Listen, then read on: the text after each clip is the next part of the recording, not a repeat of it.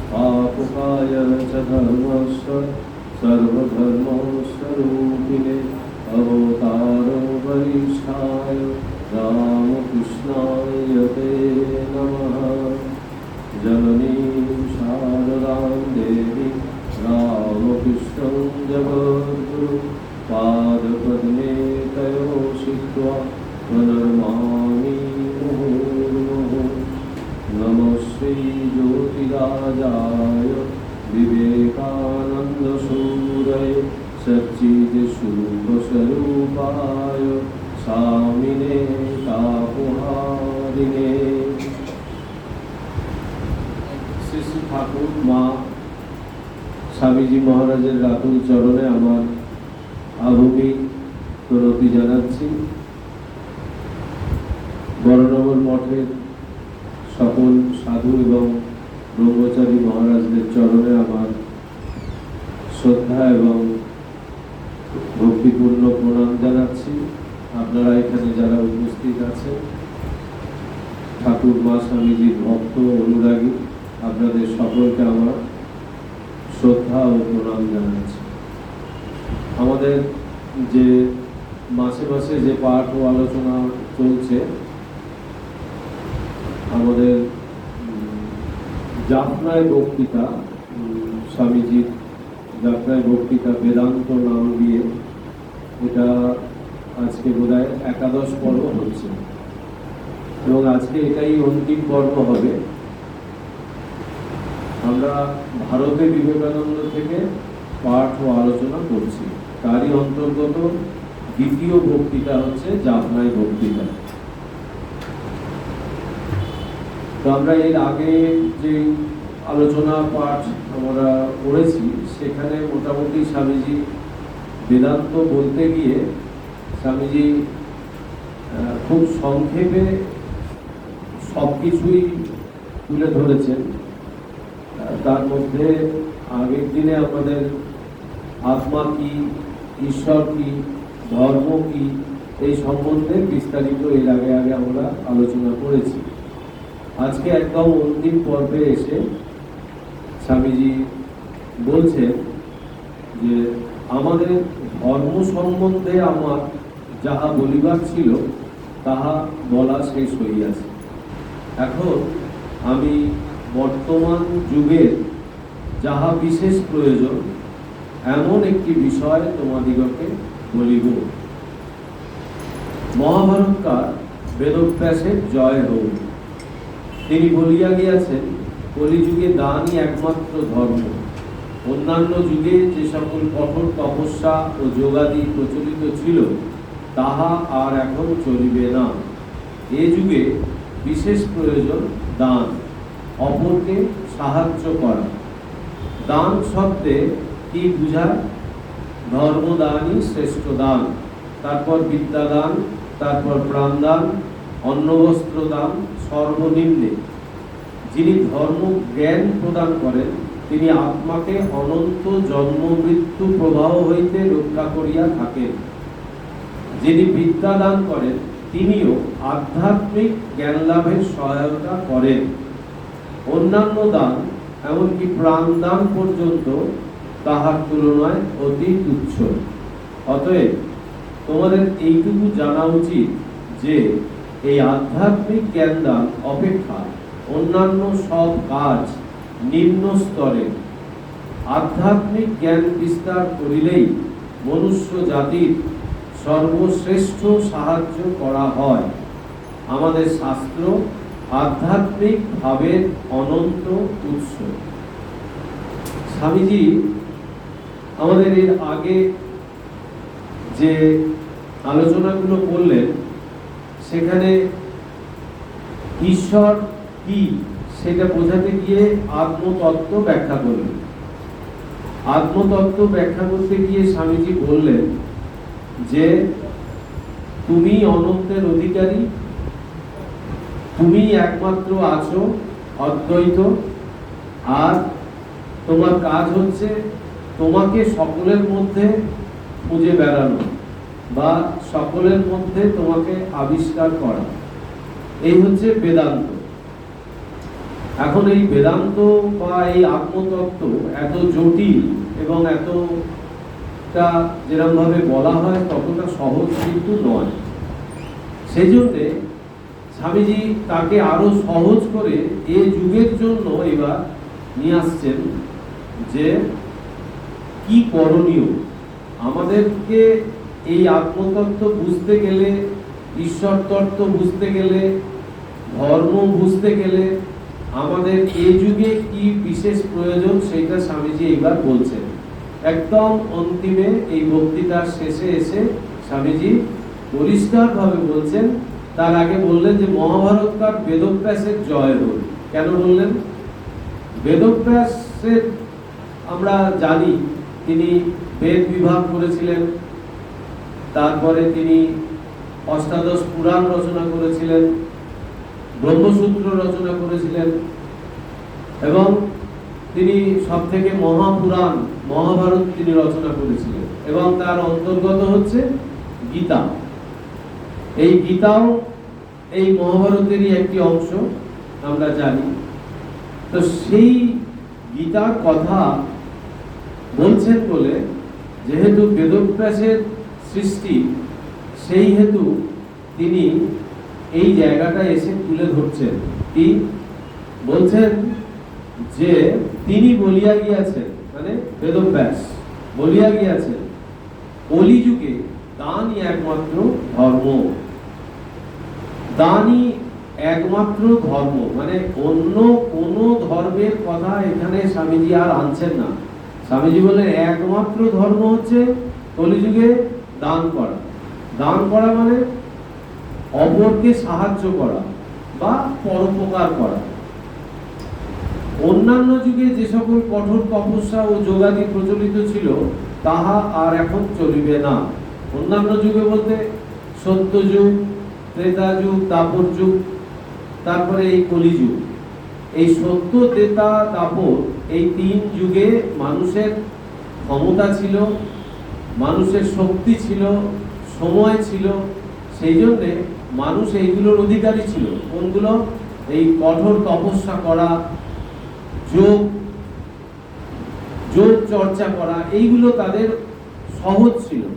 কিন্তু এই যুগে এই তপস্যা, যোগ, এই সমস্ত করা মতো অধিকারিত্ব এই কলিযুগের মানুষের ততটা সেই রকম শক্তি বা সময় কিছুই তার হাতে নেই। কলিযুগের মানুষ বেশিটাই হচ্ছে বিষয়মুখী, স্বামীজি জানেন। সেই জন্যে এই ধর্মকে কি করে মানুষ গ্রহণ করবে এইটা বোঝাতে গিয়ে স্বামীজি এইসব কথা আনলেন। কেন আনলেন? এই পরোপকার বা এই যে দান, এটা এমন একটা কর্ম যে কর্মটা মানুষকে তার নিজের স্বরূপের জ্ঞান দান করে। কিভাবে করে স্বামীজি এখানে এতটা বলেননি। আমি একটু গীতার একটু সাহায্য নেব এবং স্বামীজির কর্মযোগেরও একটু কথা এখানে বলবো, নাহলে এই জায়গাটা পরিষ্কার করা একটু শক্ত। কারণ স্বামীজি সংক্ষেপে বলে দিয়েছেন যে দানই শ্রেষ্ঠ ধর্ম, আর বললেন যে এই যুগের মানুষ কঠোর তপস্যা, যোগাদি এগুলো আগে প্রচলিত ছিল, এখন সেটা আর চলবে না। একদম বলে দিচ্ছেন তাহা আর এখন চলবে না। এই যুগে বিশেষ প্রয়োজন দান, অপরকে সাহায্য করা। তারপরে বললেন দান কত রকমের, বললেন যে ধর্মদান বা জ্ঞান দান, তারপরে বললেন বিদ্যাদান, তারপরে বললেন প্রাণ দান, তারপরে বললেন অন্ন বস্ত্র দান। পরপর ক্যাটাগরিক্যালি স্বামীজি দেখাচ্ছেন যে প্রথম যে একবারে প্রথম যে ধর্ম, যেটা হচ্ছে শ্রেষ্ঠ দান, সেই শ্রেষ্ঠ দান হচ্ছে আধ্যাত্মিক জ্ঞান দান। অর্থাৎ প্রতিটা মানুষকে তার স্বরূপ সম্বন্ধে অবহিত করা, যে তুমি অনন্তের অধিকারী, তুমি মানুষ বলে নিজেকে ভুল ভাবছ, বহু জন্ম অজ্ঞানতার অন্ধকারে অবিদ্যার মধ্যে থেকে এই ভ্রম আমাদের ভেতরে এসেছে। এই ভ্রমকে দূর করলেই আমরা আমাদের স্বস্বরূপে ফিরে যাব, এবং সেটাই হচ্ছে ঈশ্বর লাভ বা আত্মজ্ঞান লাভ বা ব্রহ্মানুভূতি, যাই বলি না কেন, যেটা শ্রী শ্রী ঠাকুর বলেছেন যে একমাত্র জীবনের উদ্দেশ্য হচ্ছে ভগবান লাভ। এখন স্বামীজি এই দান কথাটা আনলেন কেন? দান করলেই যে আমাদের ধর্ম জাগ্রত হবে বা আমরা ধর্ম খুব সহজে বুঝে যাব, এইটা কি করে, এটা একটু গীতা এবং কর্মযোগ স্বামীজির আছে, সেই দুটো গ্রন্থের একটু সাহায্য না নিলে এটা এতটা পরিষ্কার হবে না। গীতায় দুটো জায়গায়, বিশেষ করে অন্যান্য অধ্যায়তেও আছে, কিন্তু আমি দুটো অধ্যায় থেকে কয়েকটি শ্লোক এখানে বলে এই জায়গাটা একটু বিস্তারিত করার চেষ্টা করব। এখানে গীতার একদম যে 17 অধ্যায়, সপ্তদশ অধ্যায়, সেখানে এই আমাদের যে প্রকৃতির যে গুণ, সেটা হচ্ছে সত্য, রজ, তম, তিনটে অবস্থার মধ্যে দিয়ে আমাদের যেতে হয়। কখনো সত্যগুণ বাড়ে, রজগুণ, তমগুণ কম থাকে, তিনটে গুণই থাকবে, কিন্তু কখনো সত্য বাড়ে, কখনো রজ বাড়ে, কখনো তমগুণে আমরা আচ্ছন্ন হই। সেই জন্যে এই শ্রদ্ধাত্রয় বিভাগ যোগে এইখানে বলেছেন ভগবান যে তিনটে শ্লোকে তিনি বলেছেন যে 3 ধরনের দান আছে। সেটা হচ্ছে 17 অধ্যায়ের 20 নম্বর শ্লোকে ভগবান বলছেন, দাতব্যম ইতি যজ্ঞানম দিয়তে অনুপকারিণে দেশে কালে চ পাত্রে চ তদ্বানম সাত্বিকম শ্রিতম। অর্থাৎ দান করা উচিত, তাই দান করি, এইভাবে অনুপকারী ব্যক্তিকে প্রত্যুপকারের আশা না করে পুণ্য স্থানে, শুভ মুহূর্তে এবং সৎ পাত্রে যে দান করা হয় তাকে সাত্বিক দান বলা হয়।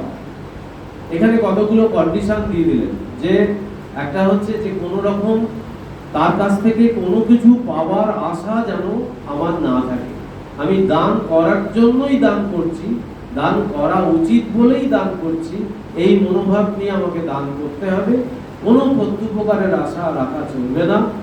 আর বললেন যে পুণ্য স্থানে, শুভ মুহূর্তে, সৎ পাত্রে, দেশে কালে চ পাত্রে চ, ওই কথার অর্থ এটাকে বলছে সব থেকে উত্তম দান, সেটাই বলছে সাত্বিক দান। দ্বিতীয় যে 21 নম্বর শ্লোক, সেখানে ভগবান বলছেন, যত্তু প্রত্যুপকারার্থম ফলম উদ্দেশ্য বা পুনঃ দিয়তে চ পরিক্লিষ্টম তদ্বানম রাজসম শ্রিতম। অর্থাৎ পরন্তু প্রত্যুপকারের আশায় বা স্বর্গাদি ফল কামনা করে বা নেহাত অনিচ্ছা সত্ত্বে যে দান করা হয় তাকে রাজস দান বলা হয়। তাহলে রাজসিক দান আমরা কিন্তু বেশিটাই কিন্তু এই রাজসিক দানই করি। এখানে দেখুন আমাদের মনোভাবটা এখানে ফুটে উঠছে। আমরা যখনই দান করি তখন আমাদের একটা প্রত্যুপকারের একটা আশা থাকে, যে যদি আমরা কোনো গরিব মানুষকে কিছু দিই, কোনো রকম সাহায্য করি, তাহলে আমাদের মনের মধ্যে এটা থাকবে যে ও আমাকে সব সময় আমার প্রশংসা করবে বা আমার সঙ্গে ভালো করে কথা বলবে। যদি কখনো কাউকে দান করলাম, হয়তো রাস্তা দিয়ে যাচ্ছি, তার সঙ্গে দেখা হলো, সে হয়তো আমার সঙ্গে ভালো করে দেখলো না বা কথা বললো না, তখন আমাদের ভেতরটা একটু অন্যরকম ফিলিংস হয়, যে আমি এত করলাম ওর জন্য আর আমার দিকে ফিরেও তাকালো, এরকম হয়। তো সেই জন্য এই রাজসিক দান হচ্ছে এইগুলো, যে কি থাকে সেখানে দানের পেছনে একটা আশা থাকে, এক্সপেকটেশন থাকে, যে আমার এই প্রত্যুপকারের আশা, আর হচ্ছে স্বর্গাদি ফল কামনা, মানে আমি অনেক দান করলে আমি স্বর্গে যাব, এরকম একটা মনোভাব আমাদের ওই দানের পেছনে থাকে। আর একটা কি থাকে, যে ইচ্ছা নেই তা সত্ত্বেও যেন আরো 5 জন দিচ্ছে, তাহলে আমাকেও দিতে হবে, ও দিয়ে দিই, ঠিক আছে, এই যে অনিচ্ছা সত্ত্বে যে দান করা হয় তাকে বলে রাজস দান, রাজসিক দান। আর তৃতীয়ত তামসিক দান বলছে আর অদেশ কালে যদ্বা নাম অপত্রে ভস্য দিয়তে অসৎকৃতম অবজ্ঞাতম তৎতামসম উদাবৃতম। বলছেন অশুচি স্থানে, অশুভ সময় ও অপাত্রে অবজ্ঞা সহকারে ও আদর অভ্যর্থনারূপ সৎকার শূন্য যে দান তাকে তামস দান বলে। আমরা অনেক সময় করি কি, আমরা দেখি না কাকে আমরা দান করছি, দেখি না। আর একটা হচ্ছে অবজ্ঞা করে দিই, যে এটা আমাদের এতটাই খারাপ কাজ যে স্বামীজি কর্মযোগে বলেছেন যে যাকে তুমি দান করছো, যার তুমি উপকার করছো, জানবে যে সে তোমাকে এই মহৎ কাজটি করার জন্য সুযোগ করে দিয়েছে, তার জন্য তুমি তার কাছে কৃতজ্ঞ হও এবং মনে মনে নতজানু হয়ে তাকে তুমি যা কিছু দেবার দাও এবং সেটা পূজক জ্ঞানে করো, সেবা নয় পূজক জ্ঞানে করো। তাহলে আমরা বুঝতেই পারছি এবার তাহলে আমাদের কোথায় ভুল ত্রুটিগুলো আছে। রাজস্বিক দানটা আমরা বেশিরভাগটাই করে ফেলি, আর কিছু কিছু সময় আমরা এই তামসিক দানেরও শিকার হই। আমরা আমাদের কেউ বিরক্তি করছে, হয়তো পয়সা চাইছে ভিখারি, হ্যাঁ বিরক্তি করছে, আমরাও কিন্তু ওই তার ওই বিরক্তিতে আমরাও নিজেরা বিরক্ত হয়ে গিয়ে মানে কিছু উপায় না দেখে আমরা তাকে একটা অবজ্ঞার সঙ্গে দিয়ে ফেলি। আর আদর অভ্যর্থনা রূপ সৎকার শূন্য, মানে তার সেখানে কোনো ভক্তি নেই, ভালোবাসা নেই, সেই রকম ভাবে আমরা যখন দান করি সেটা অত্যন্ত নিকৃষ্ট দান এবং সেটা হচ্ছে তামস দান। এরপরে ভগবান এই যুগে এই যে স্বামীজি বললেন একমাত্র দানই হচ্ছে শ্রেষ্ঠ ধর্ম এই যুগের পক্ষে, ভগবান গীতা মুখে কতকাল আগে এই কথা বলে দিয়ে গেছেন। 18 নম্বর অধ্যায় 5 নম্বর শ্লোক ভগবান বলছেন মোক্ষযোগ, যেটা একদম অন্তিম অধ্যায় গীতা, সেইখানে বলছেন যজ্ঞ দান তপকর্ম নতাজ্যং কার্যমেব তৎ যজ্ঞ দানম তপশ্চৈব পাবনানি মনীষিণঃ। পাবনানি কথাটার অর্থ হচ্ছে চিত্ত শুদ্ধিকর। চিত্ত শুদ্ধিকর মানে এটা একটা খুব সাংঘাতিক ব্যাপার যে মনীষিণঃ মানে মনীষীগণ, যারা এটা এগুলোর অধিকারী তাদেরকে বলা হচ্ছে মনীষী। এবং বলছেন যে এই যে যজ্ঞ, দান, তপস্যা, এই যে তিনটে কর্ম, বলছে এই তিনটে কর্ম কখনোই ত্যায্য কার্যমেব তৎ, বলছেন কখনোই ত্যায্য করা যাবে না। মানে তপস্যা, দান আর যজ্ঞ। যজ্ঞ মানে ওই যেটাই আমরা দিচ্ছি, আহুতি দেওয়াটাই শুধু যজ্ঞ নয়। যজ্ঞ মানে আমরা যেটাই সৎ কার্য করছি, যেটাই আমার নিজের উন্নতির জন্য, নিজের চিত্তশুদ্ধির জন্য যে কাজ করছি সেটাই যজ্ঞ। আর তপস্যা, যেটা আমি কায় মনোবাক্যে কষ্ট স্বীকার করে যে কষ্ট নিয়ে যে কাজটাই করছি সেইটাই তপস্যা হয়ে যাচ্ছে। আর সেইটাই বলছে যে দান, যজ্ঞ আর তপস্যা, এই তিনটে বলছে চিত্তশুদ্ধিকর এবং এটা কখনোই ত্যাগ করা কারোর উচিত নয়। এইখানে ভগবান এই যে কথাটা বললেন পাবনানি মনীষিণঃ, অর্থাৎ চিত্তশুদ্ধি। চিত্তশুদ্ধি যতক্ষণ না আমাদের হচ্ছে ততক্ষণ আমরা কিছুতেই এই ধর্মরাজ্যে প্রবেশ করতে পারবো না। কারণ আমাদের মনের যে মল, যে মলিনতা, ঈর্ষা, হিংসা, বিদ্বেষ ভাব, পরশ্রীকাতরতা, লোভ, হিংসা, এই সমস্ত যেগুলো আমাদের ভেতরে আছে, এইগুলো আমাদের শুদ্ধিকরণ প্রয়োজন। আর এই শুদ্ধিকরণের জন্য আমরা কোন রকম তপস্যা বা কঠোর কিছু যোগ সাধনা এইগুলো কিন্তু আমরা করার এই যুগে অধিকারী নই। সেই জন্য স্বামীজি এখানে এই সেবার কথা নিয়ে এলেন। এই সেবার দ্বারা কি হয়, স্বামীজি কর্মযোগে বলেছেন পরোপকারে নিজেরই উপকার। একটা অধ্যায় আছে পরোপকারে নিজেরই উপকার, অর্থাৎ তুমি যে কারুর কে উপকার করছো এটা তুমি ভেবো না। তুমি তাকে দেওয়ার মাধ্যম দিয়ে তুমি তোমার নিজেরই উপকার করছো। কারণ ভিক্ষুককে 10টা পয়সা দিই বা 1টা টাকা দিই কি 10টা টাকা দিই কি 100টা টাকা দিই, তার দুঃখ অভাব চিরতরে ঘুচবে না। সেটা সাময়িক, কিছুক্ষণের জন্য সেটা হয়তো মিটলো, তারপরে কিন্তু আবার সেটা ফিরে আসবে। অতএব ওই ভিক্ষুকের ওই তোমার দেওয়া দানটা কোনোই কাজে লাগবে না, কাজে লাগবে তোমার। তুমি যে নিজে ত্যাগ স্বীকার করলে, তুমি যে ত্যাগ করে ওই যে অর্থ তোমার নিজের পরিশ্রম করে রোজগার করা যে অর্থ, তাকে তুমি যে দান করলে, তার দ্বারা তোমার নিজের চিত্তশুদ্ধি হচ্ছে। এই চিত্তশুদ্ধির জায়গাটা হচ্ছে খুব কঠিন এবং খুব প্রয়োজনীয় একটা ব্যাপার। এইবারে এইখানে এই যে কলিযুগে যে দান স্বামীজি কোথা থেকে নিলেন, সেই জায়গাটা আমরা একটু বিস্তারিত আবার দেখছি।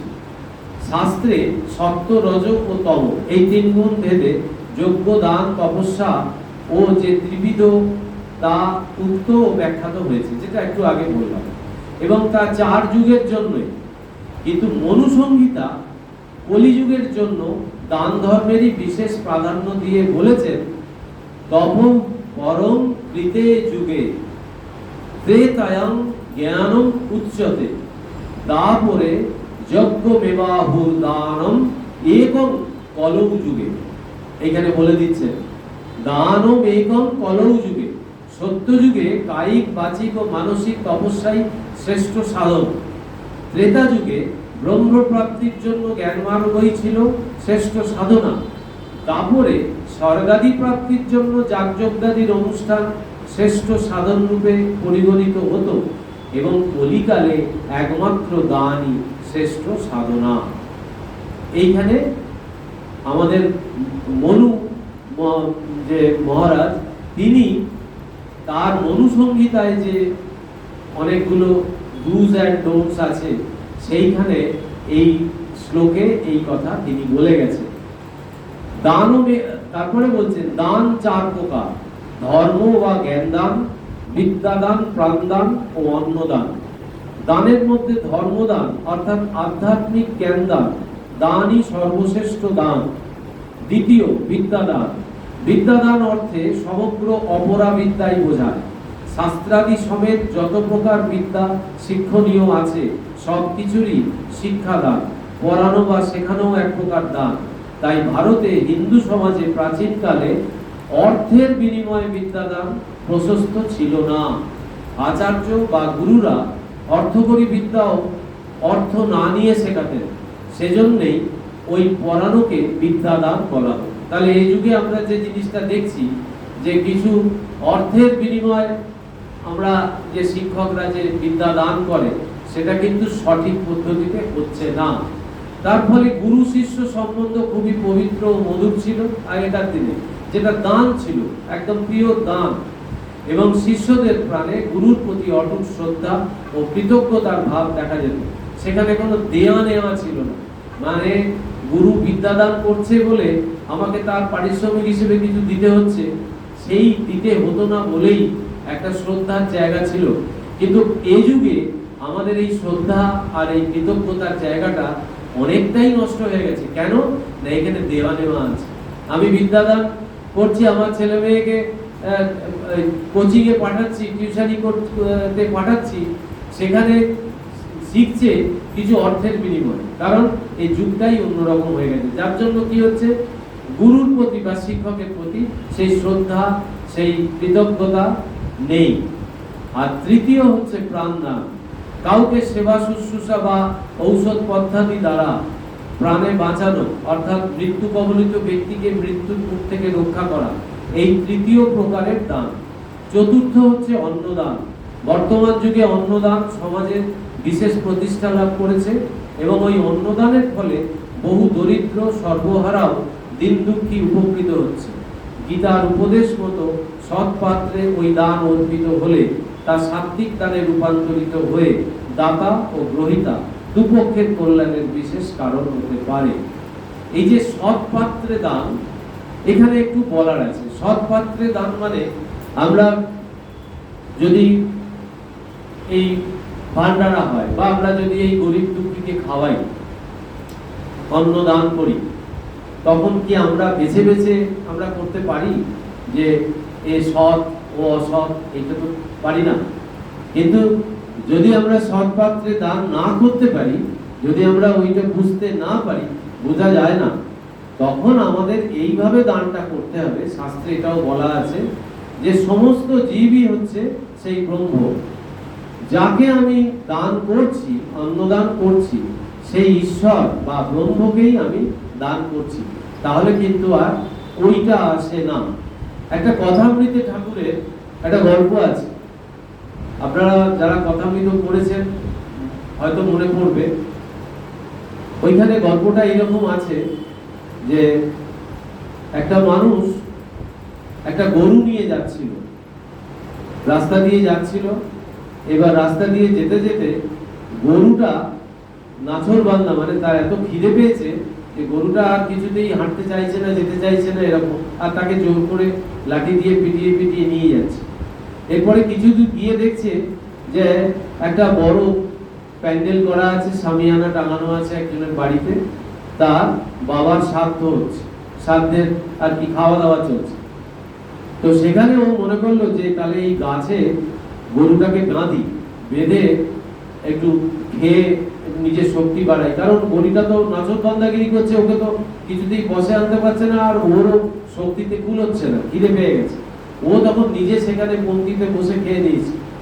খেয়ে নিয়ে যখন আবার ফিরে এসে যখন আবার গরুটা নিয়ে যাচ্ছে, তখন ঠাকুর বলছে গল্পটার শেষে, বলছে ওই যে কসাই যে গরু নিয়ে যাচ্ছিল, সে তো ওকে কসাই মানে কাটবে বলে নিয়ে যাচ্ছিল। এবার বলছে যে ওই যে খাওয়াচ্ছিল, যার বাবা শ্রাদ্ধ করছিল, বলছে ওই কসাইয়ের যে পাপ, যে কসাই ওকে গরুটা কাটলে তো একটা পাপ হবে, বলছে ওর যে ওই পাপটা হবে, ওই পাপটা ওই যে মানুষটা যে শ্রাদ্ধ করছিল তারও ওই পাপটা ঘাড়ে গিয়ে চাপবে। বুঝতে পারছেন? এই গল্পের ব্যাখ্যা খুঁজে পাবেন না, মানে কোথা থেকে মহামায়ার খেলা, কোথা থেকে কিভাবে কি হয়। কারণ যদি আমাদের এই মনোভাব না থাকে যে আমি যাকে দান করছি সেই হচ্ছে সেই ব্রহ্ম, সেই আত্মা, সেই ঈশ্বর, এই বোধ যদি আমার মধ্যে না থাকে, অর্থাৎ সেবা বা পুজোর মনোভাব যদি না থাকে, তাহলে কিন্তু হিতে বিপরীত হওয়ার সম্ভাবনা আছে। এই প্রত্যুপকারের আশা না রেখে শুধু সাহায্যের জন্য যে কোনো ভাবে কিছু দেয়াকেই সাধারণ কথায় দান বলা হয়। তাহলে দান কিন্তু কোনো রকম কিছু এক্সপেকটেশন থাকবে না, থাকলে কিন্তু সেটা দান নয়, না থাকলে তবেই সেটা দান। ব্রহ্ম ভাবনা করে কর্তব্য বুদ্ধিতে দান করলে তা এবং উপযুক্ত দেশ কাল ও পাত্রে যা অর্পিত হয় তা সাত্বিক দান। ওই দান যদি পূজা অর্চনার বুদ্ধিতে করা হয়, তাহলে এই দান ধর্মের প্রকৃত মর্যাদা দেয়া হলো। দানের পাত্র ব্রহ্মস্বরূপ বা নারায়ণ এই বুদ্ধিতে কিছু দিলে তা পূজাতে রূপান্তরিত হয়। বুঝতে পারছেন যে যাকে আমি দিচ্ছি সে ব্রহ্মস্বরূপ, এই বোধে যদি তাকে দান করা হয়, তাহলে বলছে সেটা পূজায় পরিণত হয়ে যায়।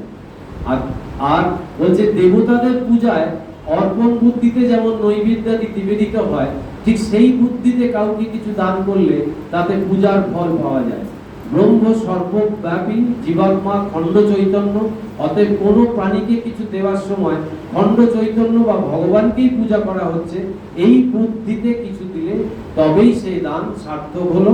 এবং তাতে দেব পূজাতে যেমন যেমন ফল লাভ হয়, বিভিন্ন প্রাণীকে ব্রহ্ম বা চৈতন্য অধিষ্ঠান বুদ্ধিতে কিছু দিলে তেমনি সুফল লাভ হবে, এবং তাই প্রকৃত সাত্বিক দান। সর্বভূতে যে ভগবান আছেন, তিনি যে দান গ্রহণ করেন, শুধু অর্পণ করতে জানা চাই। প্রত্যেক দানেরই দুটো দিক আছে। এই দানের আবার দুটো দিক, একটা বলছে আত্মকল্যাণ, আর একটা পরোপকার। পরোপকার যা হলো হলো, আসল কিন্তু আত্মকল্যাণ। সে দানই শ্রেষ্ঠ, যাতে দাতা ও গ্রহীতা দুপক্ষেরই কল্যাণ হয়। সেজন্যই দান ধর্মের ব্যাখ্যাত্রীগণ সতর্ক হয়ে দেশ কাল পাত্র প্রভৃতির সূক্ষ্ম বিচার করেছেন। দানের মাধ্যমে একসঙ্গে নিজের কল্যাণ ও পরোপকার সাধন হলেই দান সার্থক হলো।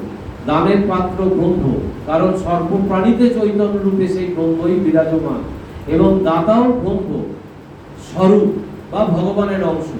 এইভাবে সর্বত্র অর্থাৎ দাতা ও গ্রহীতাকে ব্রহ্ম বুদ্ধি বা ব্রহ্মভাব আরোপ করে দান করলে তাতে দাতারও কল্যাণ হয়, গ্রহীতারও দুঃখ মোচন হয়। এইবার এই যে দান যে প্রসঙ্গ, এটা একটা বিশাল একটা ব্যাপার। এই ব্যাপারগুলো আমরা যদি একটু খেয়াল করে যদি আমরা এই কাজগুলো করি, তাহলে কিন্তু আমরা একটা মানে সেই অসীম অনন্তের অধিকারী হব। শাস্ত্রে বলছে যে যারা এই যে ঈশ্বর তত্ত্ব, আজকে আমরা এইখানে কয়েকজন বসে এই ভগবানেরই কথা পাঠ করছি, আলোচনা করছি, শুনছি, বলছে যারা এই আগের জন্মে যারা বহু দান করেছে তারাই এইগুলোর অধিকারী হয়। মানে শাস্ত্র কথা শ্রবণ করা, এর অধিকারিত্ব অর্জন হচ্ছে ওই দান, যে আগের জন্মে যারা এই দান করেছে, পরোপকার করেছে, তারাই এর অধিকারী হয়। মানে মোক্ষ নামক যে ধর্ম, অর্থাৎ এই যে আমি এটা শুনলে কি হবে, আমার চিত্ত শুদ্ধি হবে, আমার মোক্ষ লাভ হবে, আজ নালে কাল কি করে হবে, চিত্ত শুদ্ধি হবে। এইগুলো যত শুনবো আমরা তত আমাদের চিত্ত শুদ্ধি হবে। এবার দেখুন, সবাই কিন্তু এই শোনার অধিকারী হচ্ছে না। দীর্ঘক্ষণ ধরে শোনার যে ধৈর্য, যে মানসিকতা, এইটা তাহলে এলো থেকে আসছে কিন্তু ওই সংস্কার থেকে। এবং তার মূল জায়গা শাস্ত্র বলছে যারা পূর্ব জন্মে অনেক দান করেছে তারাই বর্তমান জীবনে তারা এই সমস্ত ঈশ্বরীয় তত্ত্ব, মোক্ষ যে ধর্ম, সেইগুলো তারা শোনার অধিকারিত্ব অর্জন করে। এবার তৈত্তরীয় উপনিষদে দেখবেন আমাদের যে বেদ মন্ত্র আছে, ওইখানে দেখবেন এটা উল্লেখ আছে। আমি পাঠটা নিয়েছি যেটুকু আমাদের এখানে প্রয়োজন। ওখানে বলছে যে দান কিভাবে করতে হয়। এখানে বলছে শ্রদ্ধয়া দেয়ং, অশ্রদ্ধয়া অদেয়ং, শ্রিয়া দেয়ং, ভিয়া দেয়ং, ভিয়া দেয়ং, সংবিদা দেয়ং। কথাগুলো এত সুন্দর। বলছে শ্রদ্ধা ঐশ্বর্য অনুসারে দান করিবে, মানে শ্রদ্ধার সঙ্গে দান করবে, শ্রদ্ধয়া দেয়ং। অশ্রদ্ধয়া অদেয়ং, মানে অশ্রদ্ধার সঙ্গে দান করা বারণ। অশ্রদ্ধয়া অদেয়ং, কখনো অশ্রদ্ধার সঙ্গে দেবে না কিছু। শ্রিয়া দেয়ং, ভিয়া দেয়ং, ভিয়া দেয়ং, অর্থাৎ শ্রিয়া দেয়ং বিনম্র ভাবে যাকে তুমি দান করছো তার কাছে নতজানু হও, স্বামীজি বলে দিয়েছে। আর বলছেন ভিয়া দেয়ং, ভিয়া দেয়ং, বলছে কোন রকম ভয় ভীতি এইসব থাকবে না। আর কি থাকবে তার বদলে? প্রীতি, মানে ভালোবাসার সঙ্গে দান করতে হবে। তো এই যে দান প্রসঙ্গে স্বামীজি এখানে যেগুলো কথাগুলো তুলেছেন, সেইগুলো মোটামুটি একটা মোটামুটি রূপ দেয়া গেল। এবারে স্বামীজি কিন্তু একটা মানে অসাধারণ একটা জিনিস এখানে নিয়ে আসছেন, যেটা আমাদের ভারতবর্ষেই যেটা সব থেকে বেশি প্রকট। বলছেন এই ত্যাগের দেশ ভারত ব্যতীত পৃথিবীতে আর কোথাও ধর্মের অপরক্ষানুভূতির এরূপ দৃষ্টান্ত পাইবে? পৃথিবী সম্বন্ধে আমার একটু অভিজ্ঞতা আছে, আমায় বিশ্বাস করো। অন্যান্য দেশে অনেক বড় বড় কথা শুনিতে পাওয়া যায় বটে, কিন্তু এখানে, কেবল এখানেই এমন মানুষ পাওয়া যায় যিনি ধর্মকে জীবনে পরিণত করিয়াছেন। মানে মানুষের মধ্যে ধর্ম রূপ পরিগ্রহ করেছে, মানে স্বয়ং ধর্ম। শ্রী শ্রী ঠাকুরের কথা বলছেন, ঠাকুর নিজের মুখে বলেছেন এখানকার কথা বেদ বেদান্তকে ছাড়িয়ে গেছে। বলেছে না, বেদ বেদান্তে যা আছে, বলছে আমি কি আছে আমি জানি না, তোমরা মিলিয়ে নাও।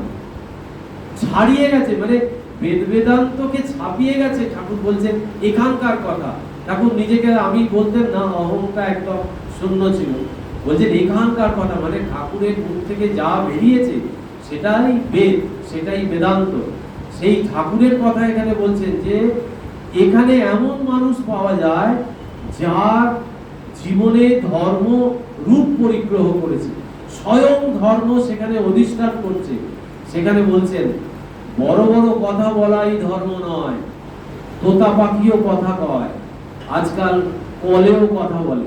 মানে স্বামীজির সময়তেই ওই যে কথা বলা পুতুল, কথা বলা পাখি আছে না, সেইটা স্বামীজির সময়তেই এগুলো বেরিয়ে গেছে। সেই জন্য বলছেন আজকাল কলেও কথা বলে, যন্ত্র কথা বলে। কিন্তু এমন জীবন দেখাও দেখি যাহার মধ্যে ত্যাগ, আধ্যাত্মিকতা, তিতিক্ষা ও অনন্ত প্রেম বিদ্যমান। এই সকল গুণ থাকিলে তবে তুমি ধার্মিক পুরুষ।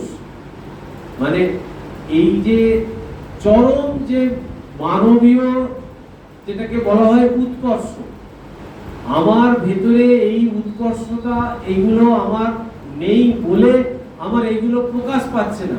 কিন্তু যারা আমাদের যুগে যুগে যারা এসছেন আধ্যাত্মিক মহামানব, তাদের মধ্যে এইগুলো সব রূপ পরিগ্রহ করেছে, আধ্যাত্মিকতার চরম নিদর্শন রেখে গেছেন। তাদের মধ্যে ত্যাগ, তিতিক্ষা, অনন্ত প্রেম, সর্বজীবে সর্বভূতের প্রেম তাদের মধ্যে বিদ্যমান ছিল। আমাদের এর আগে শ্রীরামকৃষ্ণের আগে আপনি দেখুন, আগের গুলো আমরা তো শ্রীরামকৃষ্ণকে নিয়ে চর্চা করি, অনেকটাই আমরা তাকে জানি বা জেনেছি তার কথা। কিন্তু এর আগে দেখুন চৈতন্য মহাপ্রভু, বেশি দিন যায়নি, তাকেও কিন্তু আমরা অনেকটাই জানি। তার যে প্রেম বিতরণ, তার যে নাম বিতরণ, এই যে মানুষকে অনন্তের অধিকারী করার জন্য তিনি আচণ্ডালে প্রেম দিয়েছেন। মানে হিন্দু মুসলমান কোন রকম জাতি বিচার তিনি করেননি, তিনি সকলকে নিয়ে এই ঈশ্বরীয় পথে তিনি এগিয়েছেন। এবং অনেক মুসলমান তার ভক্ত ছিল, যেটা শ্রীরামকৃষ্ণের সময় আমরা দেখেছি। শ্রীরামকৃষ্ণ একদিন রাস্তা দিয়ে যাচ্ছে ওই ঘোড়ার গাড়ি করে, আর ওই একটা মসজিদের সামনে দিয়ে যাচ্ছিল, সম্ভবত কলকাতা থেকে ফিরছিল দক্ষিণেশ্বর। এবার মসজিদে সবে নামাজ পড়া শেষ হয়েছে, সবাই বাড়ি চলে গেছে। একটি ফকির মুসলমান, তিনি আল্লাহকে ডাকছেন, আর তার চোখ দিয়ে দরদর করে জল পড়ছে। শ্রীরামকৃষ্ণ কিন্তু গাড়ি থামিয়ে দৌড়ে চলে গেলেন সেই মসজিদে। এই ঘটনা জানেন তো আপনারা? গিয়ে তাকে আলিঙ্গন করছে, মানে তাকেই তো ডাকছে। আল্লাহ আর শ্রীরামকৃষ্ণ তো আলাদা নয়। তাহলে এই ঘটনাও আমরা এই যুগে দেখেছি। তাহলে এই যে সর্বভূতে বা সর্বজীবে যে প্রেম, এদের মধ্যে যে আমরা দেখেছি, সেইগুলো বলছে স্বামীজি বলছে এইগুলো ভারতবর্ষেই একমাত্র সম্ভব। যে ধর্ম শুধু কথার কথা নয়, ধর্ম শুধু লেকচার দেওয়া বা বক্তৃতা করা নয়, ধর্ম রূপ পরিগ্রহ করেছে এই ভারতবর্ষের মানুষের মধ্যে। এমন মানুষ এখানে আছে, বিচরণ করেছে। যখন আমাদের শাস্ত্রে এই সকল সুন্দর সুন্দর ভাব রহিয়াছে এবং আমাদের দেশে এমন মহৎ জীবন সমূহ উদাহরণ স্বরূপ রহিয়াছে, তখন যদি আমাদের যোগী শ্রেষ্ঠগণের হৃদয় ও মস্তিষ্ক প্রসূত চিন্তা রত্নগুলি সর্বসাধারণের মধ্যে প্রচারিত হইয়া ধনী দরিদ্র উচ্চ নিচ সকলের সম্পত্তি না হয়, তবে বড়ই দুঃখের বিষয়। স্বামীজি আফসোস করছেন, স্বামীজি বলছেন এই ধরনের জীবন আমরা এখানে পেয়েছি। তবুও যদি আমাদের সকলের মধ্যে, সবাইয়ের মধ্যে যদি তাদের এই জীবন এবং বাণী যদি প্রতিটা ঘরে ঘরে, প্রতিটা মানুষের মধ্যে যদি প্রচার না হয়, যদি প্রবেশ না করে, বলে তার থেকে দুঃখের বিষয় আর হতে পারে না। কারণ মানুষ যখনই অনন্তের আস্বাদ পাবে, তখনই সে অনন্তের দিকে এগোবে। যখনই দেখবে হ্যাঁ এরকম মানুষ ছিল, এরকম মানুষ পরের জন্য প্রাণ দিয়েছে, পরের জন্য চিন্তা করেছে। একটা ঘটনা বলি, মায়ের জীবন। মাঝ রাত্রিরে 2-2-2:30 সময় মা উঠে, মা জয়রামবাটির যে রাস্তা সাধু ব্রহ্মচারীরা চলাচল করে খালি পায়, সেই রাস্তায় খুন্তি নিয়ে গিয়ে ইটের টুকরোগুলো তুলে দিচ্ছে, গোলাম কুচিগুলো বেছে বেছে তুলছে। কেন না? ওই ছেলেদের পায়ে লাগবে। ভক্তরা আসে, সন্ন্যাসী ব্রহ্মচারীরা এখান দিয়ে হাঁটাচলা করে, তাদের যাতে পায়ে না লাগে। তাহলে ধর্ম কোথায় গিয়ে দেখাচ্ছে, বুঝতে পারছেন? তিনি একজন ভগবতী দেবী, তিনি বলে গেছেন শ্রী শ্রী ঠাকুর এবং আমি আলাদা নই, এক। সেই ভগবতী কি করছে, রূপ পরিগ্রহ কিভাবে তিনি করে দেখাচ্ছেন। তার যে পাখিটা রয়েছে গঙ্গারাম, সে যখন চেঁচাচ্ছে, মা তার প্রাণে লাগছে, হ্যাঁ বাবা যাই, তোমার খিদে পেয়েছে, মানে সে ছোলা নিয়ে যাচ্ছে মায়ের। একটি গরু বাছুর রাত্রিবেলা গোয়ালে হঠাৎ চিৎকার করছে, মা গিয়ে ছুটে গিয়ে তাকে তার পেটে হাত বোলাচ্ছে, তার ভাষা মা কি করে বুঝছে তার কোথায় যন্ত্রণা কি হচ্ছে? ব্রহ্মচারীকে বলছে তেলের বাটিটা নিয়ে আসো, সে তেলের বাটিটা নিয়ে এলো, মা তার পেটে মালিশ করে দিচ্ছে তেল দিয়ে, তার কান্না থেমে গেল। এই ধর্ম রূপ পরিপূর্ণ, মানে অন্যের ব্যথা বেদনা যন্ত্রণা যতক্ষণ না আমার ভেতরে অনুভূত হচ্ছে ততক্ষণ আমি এই ধর্ম জীবনে প্রবেশ করিনি। এইটাই এটা দেখিয়ে দিয়ে যাচ্ছেন। বলছেন ওই সকল তত্ত্ব শুধু ভারতেই প্রচার করিতে হইবে তাহা নয়, সমগ্র জগতে ছড়াইতে হইবে। কেন? জগতের কল্যাণের জন্য ছড়াতে হবে, ইহাই আমাদের শ্রেষ্ঠ কর্তব্য। আর যতই তুমি অপরকে সাহায্য করিতে অগ্রসর হইবে ততই দেখিবে তুমি নিজেরই কল্যাণ করিতেছ। এই হচ্ছে জায়গা। যতই আমি পরের জন্য একটু ভাববো, পরের জন্য একটু ত্যাগ স্বীকার করবো, আমি কিন্তু তত নিজেকে নিজে উন্নত করছি। স্বার্থপরতার মধ্যে কিন্তু কোনো উন্নতি হয় না, সব আটকে যায়। যখনই আমি নিঃস্বার্থপর হতে থাকি তখনই কিন্তু আমার অগ্রগতি শুরু হয়। যদি তোমরা যথার্থই তোমাদের ধর্মকে ভালোবাসো, যদি তোমরা যথার্থই তোমাদের দেশকে ভালোবাসো, তবে তোমাদিগকে সাধারণের নিকট দুর্বোধ্য শাস্ত্রাদি হইতে এই রত্নরাজি উদ্ধার করিয়া প্রকৃত উত্তরাধিকারীগণকে দিতে হইবে। এই মহাব্রত সাধনে প্রাণপণ করিতে হইবে। তাহলে একধারে হচ্ছে পরোপকার, অপরকে সাহায্য করা, যতটুকু আমার সাহায্য করা সামর্থ্য আছে করা একদিকে, আর একদিকে হচ্ছে এই ভগবানের বাণী, ভগবানের কথা, এই যুগের যিনি এসছেন, মানে ঠাকুর স্বামীজি বলছেন ভগবানেরও বাবা, ঠাকুরকে বলেছেন এইভাবে। তো সেই শ্রী শ্রী রামকৃষ্ণ দেব এবং মা সারদা দেবীকে যদি আমরা সাধারণের মধ্যে যদি তুলে ধরতে পারি, এইটাই বলছে শ্রেষ্ঠ কাজ। জগতে এর থেকে আর কোনো মহৎ কাজ হতে পারে না। এইখানে স্বামীজির কর্মযোগ একটু যদি আমরা দেখি, একটুখানি যদি আমরা টাচ করি, তাহলে আমরা একটা খুব সুন্দর একটা মানে এই অ্যাসপেক্টে আমরা বুঝবো যে বারবার স্বামীজি বলছে পরের কল্যাণ করা মানে নিজেরই কল্যাণ করা। এইটা স্বামীজি কর্মযোগের ডিটেলস একদম দিয়ে দিয়েছে। স্বামীজি বলছেন যে অপরের প্রতি আমাদের কর্তব্যের অর্থ অপরকে সাহায্য করা, জগতের উপকার করা। কেন আমরা জগতের উপকার করিব? আপাতত বোধ হয় যে আমরা জগৎকে সাহায্য করিতেছি, বাস্তবিক কিন্তু আমরা নিজেদেরই সাহায্য করিতেছি। আমাদের সর্বদাই জগতের উপকার করিবার চেষ্টা করা আবশ্যক, ইহাই যেন আমাদের কর্ম প্রবৃত্তির শ্রেষ্ঠ প্রেরণা হয়। কিন্তু যদি আমরা বিশেষ বিচার করিয়া দেখি, তবে দেখিব আমাদের নিকট হইতে এই জগতে কোনো সাহায্যেরই প্রয়োজন নাই। স্বামীজি একদিকে বলছে যে জগতের উপকার করা তোমার হচ্ছে প্রাথমিক কর্তব্য, এটাই তোমার কাজ, জগতের উপকার করা। জগতের উপকার করা মানে জগতের মানুষের উপকার করা। কিন্তু আখেরে বলছে জগৎ কারোর সাহায্য নেবার জন্য বসে নেই। জগৎ জগতের মতোই থাকবে, জগৎ জগতের মতোই চলবে। জগৎ ভালোও নয় মন্দও নয়, জগৎ জগতের মতোই। এই প্রসঙ্গে একটা গল্প মনে পড়ছে, স্বামীজি একটা সুন্দর গল্পের অবতারণা এই কর্মযোগেই স্বামীজি করেছেন। যে এই যে আমরা যে বলছি যে জগতের উপকার করব, স্বামীজি বলছে জগৎ হচ্ছে কুকুরের লেজ। কুকুরের লেজ সবসময় বাঁকা, ওকে ধরে আপনি যতই সোজা করুন কিছুতেই সোজা হবে। স্বামীজি একটা সুন্দর গল্প বলছে। একটি ব্যক্তি সে শুনলো কোন একটা জায়গায় এরকম ধর্ম প্রসঙ্গ হচ্ছে, সে শুনলো যে শাস্ত্রে বলছে যে যদি ভূতকে একবার নামানো যায়, মানে ভূত যে সর্বশক্তিমান, যা যা বলবে তাই পারবে, বলছে যদি ভূতকে কোনো রকম ভাবে যদি মন্ত্র বলে নামানো যায়, তাহলে সেই ভূত যদি আমার দাস হয়ে যায়, তাহলে আমি ভূতকে দিয়ে সব কিছু করাতে পারবো। আমার যা কিছু দরকার, প্রয়োজন, অভাব সব আমি মিটিয়ে নিতে পারবো।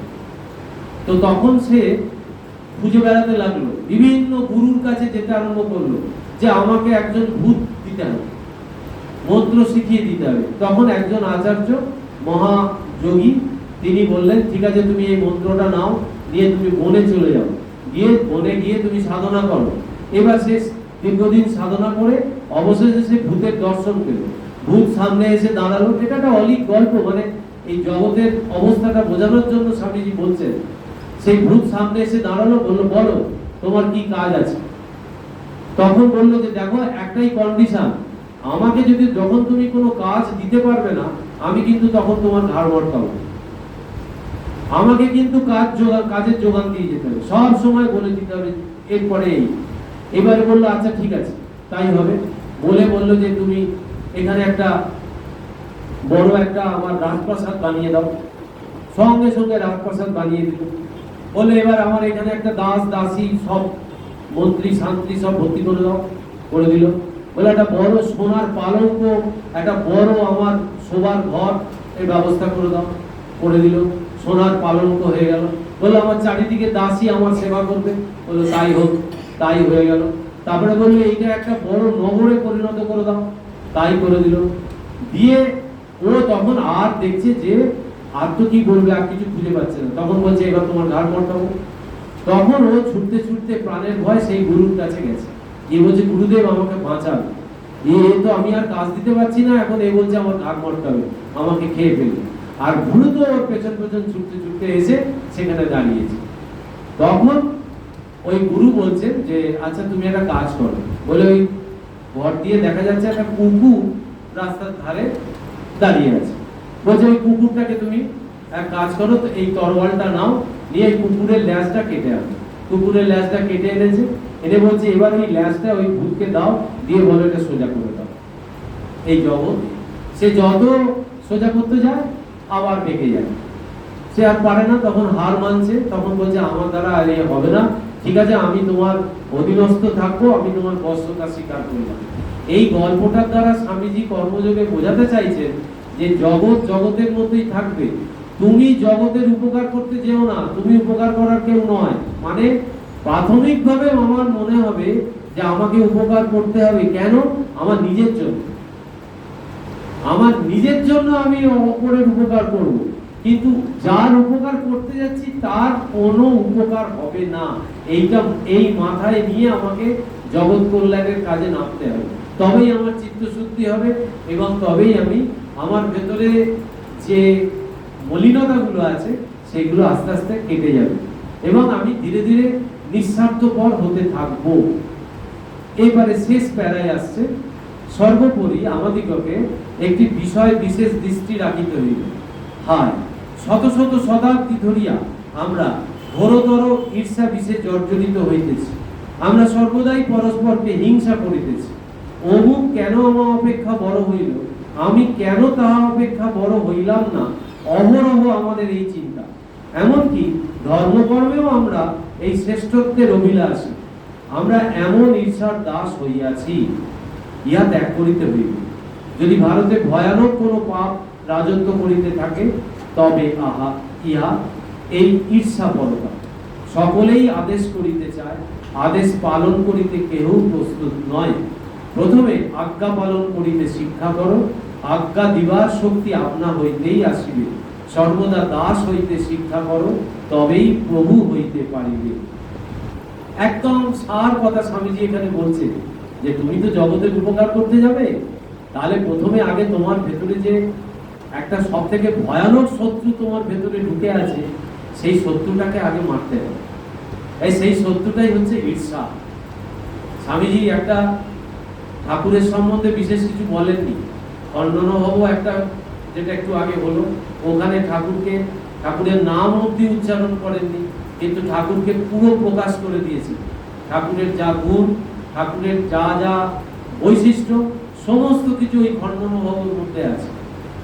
আর একটা স্তোত্র স্বামীজি রচনা করেছিলেন, সেটা হচ্ছে আচণ্ডালা প্রতিহত রয় যস্য প্রেম প্রবাহ বলে একটা শ্লোক আছে। ওইখানে একটা জায়গায় আছে, সংশয় রাক্ষস নাশ মহাস্ত্রম ইয়ামি গুরুম শরণম ভববৈদ্যম।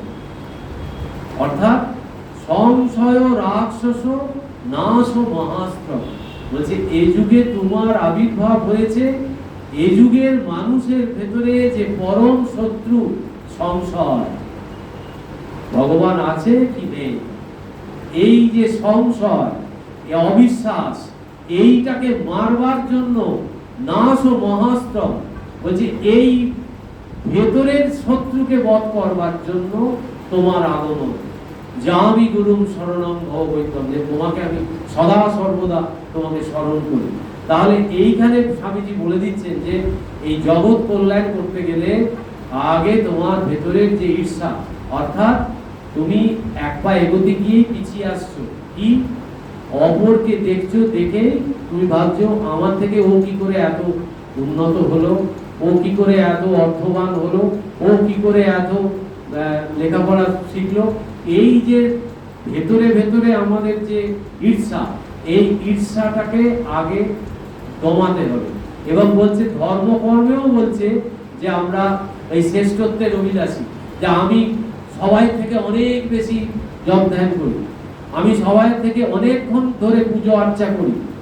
এই যে ভেতরে ভেতরে যে আমাদের এটা আছে, এইটাকে বলছে আগে তুমি ওইটাকে নাশ করো, ওটাকে বধ করো।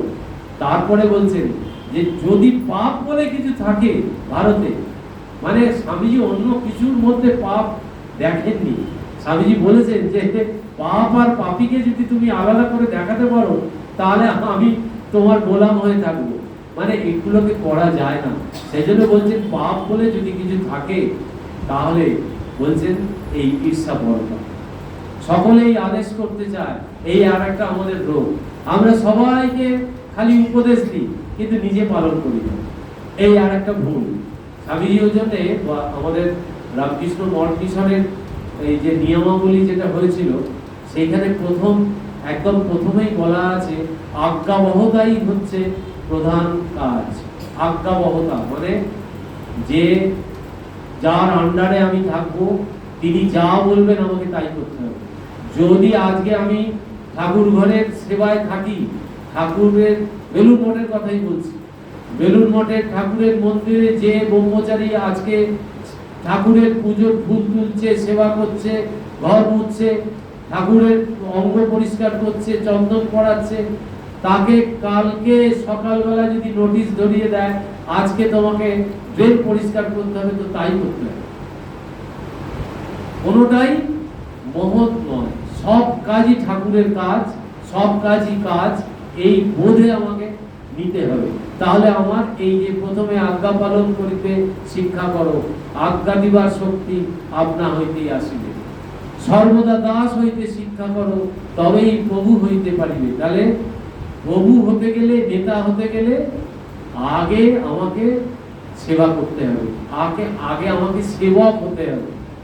প্রাচীন কালের সেই অদ্ভুত ব্রহ্মচর্য আশ্রমের অভাবেই এই রূপ ঘটিয়াছে। এর কারণটা বলে দিল। আমাদের কি হচ্ছে, ওই চতুরাশ্রমের একদম প্রথম দিককার কোনোটাই আমরা মানছি না, আমরা শেষে গিয়ে ধর্ম করছি। যখন বানপ্রস্থি আমরা, এখন তো আমাদের বানপ্রস্থ অবস্থা, এরপরে সন্ন্যাস, সবকিছু ত্যাগ। তাহলে আমরা বানপ্রস্থি অবস্থায় এসে ধর্ম কথা শুনতে আসছি, বলতে আসছি। সেই জন্য বলছে এই যে ঈর্ষা, হিংসা, এই যে ঢুকেছে ভেতরে, এর কারণ কি? বলছে প্রাচীন কালের সেই অদ্ভুত ব্রহ্মচর্য আশ্রমের অভাবেই এই রূপ ঘটিয়াছে। ঈর্ষা দেশ পরিত্যাগ করো, তবেই তুমি এখনো যেসব বড় বড় কাজ করিয়া রইয়াছে তাহা করিতে পারিবে। আমাদের পূর্বপুরুষগণ অতি বিস্ময়কর কাজ করিয়াছিলেন। আমরা ভক্তি ও স্পর্ধার সহিত তাহাদের কার্যকলাপের আলোচনা করিয়া থাকি, কিন্তু এখন আমাদের কাজ করিবার সময়। আমাদের ভবিষ্যৎ বংশধরগণ যেন গৌরবের সহিত আমাদের এই কার্যকলাপের আলোচনা করে। আমাদের পূর্বপুরুষগণ যতই শ্রেষ্ঠ ও মহিমান্বিত হোক না কেন, প্রভুর আশীর্বাদে আমরা প্রত্যেকেই এমন সব কাজ করিব যাহা দ্বারা তাহাদেরও গৌরব রবি ম্লান হইয়া যাইবে। স্বামীজি আমাদেরকে উৎসাহ দিচ্ছেন, উৎসাহ দিয়ে বলছেন যে তোমরা সাধারণ নও, তোমরা বড় বড় কাজ করার জন্য জন্মেছো। তোমরা এই পৃথিবীতে এসছো পৃথিবীকে ভোগ করার জন্য নয়, বড় বড় কাজ করার জন্য। কি কাজ? বলছে সেই কাজ এমন হবে যেটা আগের যারা কাজ করে গেছে তাদের কাজকে ছাপিয়ে যাবে। এই যে উৎসাহ বাক্য স্বামীজি, এই স্বামীজির বই পড়া বা আলোচনা করা মানে হচ্ছে রক্ত গরম হয়ে যাওয়ার মতো।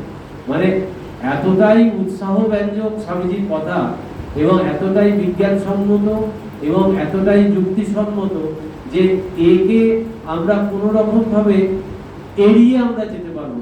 কারণ স্বামীজির বই একবার যদি আমরা পড়া অভ্যাস করি, দেখবেন এই স্বামীজির ভাব কিভাবে আমাদের মধ্যে কাজ করছে। এবং আমাদের আজকের এই বেদান্তের যে বক্তৃতা, যে জাফনায় যে বক্তৃতাটা দিয়েছিলেন, সেই বক্তৃতাটার নাম ছিল বেদান্ত। এই বেদান্তের শেষ কথা স্বামীজি এখানে এসে বললেন যে অন্যতম উপায় হচ্ছে এই যুগে, কলিযুগে চিত্তশুদ্ধির জন্য দান। দান মানে পরোপকার, এবং সেটা এমন ভাবে হবে যে কোনো রকম প্রত্যাশা থাকবে না। মা যখন সন্তানকে মানুষ করে, একদম প্রথম থেকে যদি প্রত্যাশা নিয়ে করে যে ছেলে বড় হয়ে আমাকে দেখবে বা ছেলে বড় চাকরি করে আমাকে দেখবে, আমাদের কোনো চিন্তা থাকবে না, এই মনোভাব যদি থাকে তাহলে কিন্তু সেই প্রত্যাশা যদি বিপরীত হয় তাহলে কিন্তু বড় রকম আঘাত আসবে। সেই জন্যই কোনো রকম প্রত্যাশা থাকবে না। আর একটা স্বামীজি এখানে বলতে চেয়েছেন, সেটা ওয়ার্ডটা ইউজ করেনি, আমি এখানে সেই কথাটা বলতে চাইছি, সেটা হচ্ছে যে এই উপকার করতে গিয়ে আমরা যেন আসক্ত না হয়ে পড়ি। এটা একটা বদরোগ। মানে দেখবেন যারা সকাল থেকে রাত্রি পর্যন্ত পরিশ্রম করে, সেই গাধার মতো খেটে যায়, পরিশ্রমের পর পরিশ্রম করেই যায়, মানে ওই অ্যাটাচড হয়ে যায়, আসক্ত হয়ে যায়, ওই কর্মে আসক্ত হয়ে যায়। আসক্ত হলেও চলবে না। আসক্ত হওয়া মানে, আসক্ত যে মুহূর্তে আমরা হব সেই মুহূর্তে কিন্তু আমাদের ওই প্রত্যাশা কাজ করবে, এক্সপেকটেশন কাজ করবে। সেই জন্য এই অনাসক্ত ভাবে যদি আমরা প্রত্যাশাহীন হয়ে যদি আমরা দান, পরোপকার এইগুলো যদি আমরা করি, তাহলে আমরা এই বেদান্তের যে চরম বাক্য তৎ অসি, তুমি সেই। আর ঠাকুর এই যুগে এই বেদান্তকে সুন্দরভাবে আমাদের একদম পরিষ্কার বুঝিয়ে দিলেন। চোখ বুঝলে তিনি আছেন, আর চোখ খুললে তিনি নাই, এইটাই ঠাকুর বলে দিয়ে গেছে। আর মা এই বেদান্তের চরম কথা, মায়ের একদম অন্তিমকালে মহাসমাধির এক সপ্তাহ মতো আগে মা একজনকে বললেন, যদি শান্তি পেতে চাও মা, তাহলে দোষ দেখতে নিজে, কেউ পর নয় মা, জগৎ তোমার আপনার। এই যে কথাটা, এই তিনটে কথাই এক কথা, যে আমি সেই, আর আমি যারই সেবা করছি সেও আমি। এই বোধ যদি আমাদের মধ্যে জাগ্রত হয়, তবেই আমরা নিজেরা অনন্তের অধিকারী হতে পারবো, এবং যেটা আমাদের জীবনের সব থেকে বিশেষ প্রয়োজন, শান্তি, সেই শান্তি এবং আনন্দের অধিকারী হবো। আজকে এইখানে যে আপনার বক্তৃতা শেষ হলো, পরের দিন পাম্বান অভিনন্দনের উত্তর, পাম্বান যে বক্তৃতা স্বামীজি করেছিল সেটা হবে। এখানেই শেষ করছি। সকলের ভালো হোক, মঙ্গল হোক, কল্যাণ হোক, সকলে সুস্থ থাকুন, নিরোগ থাকুন, এই প্রার্থনা দিয়ে শেষ করি। ওম শান্তি শান্তি শান্তি। হরি ওম তৎসৎ। শ্রী রামকৃষ্ণার্পণমস্তু।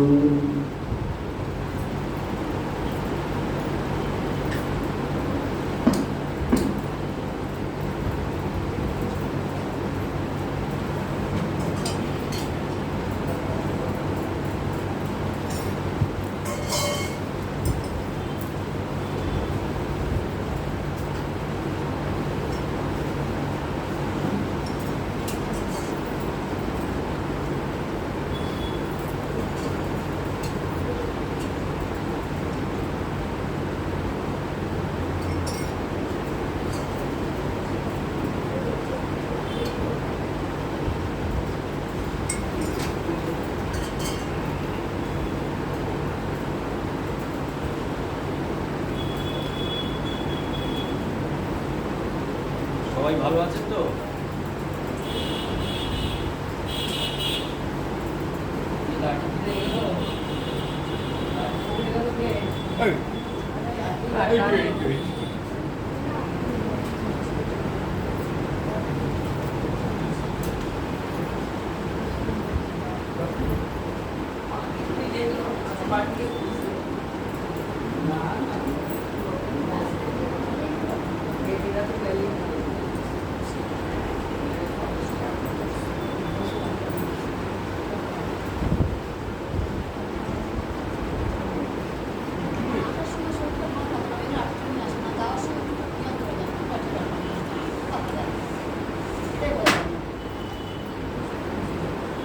আগে এইটা তুলে দিই না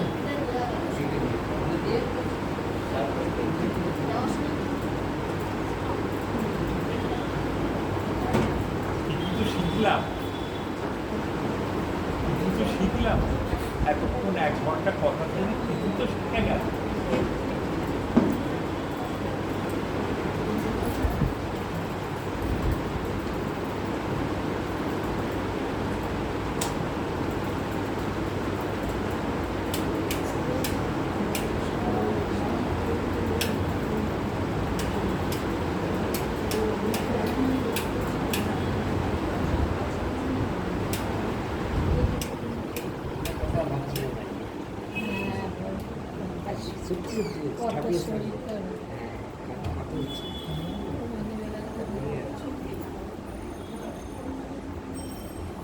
পরশুদিন তো আমার সঙ্গে দেখা হলো বেরোবার সময়।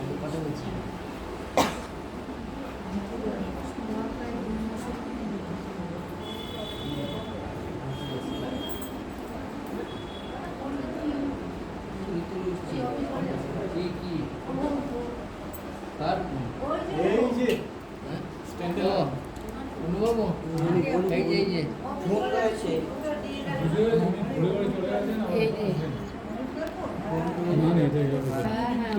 বন্ধ করতে হবে দেখি ব্রেক করে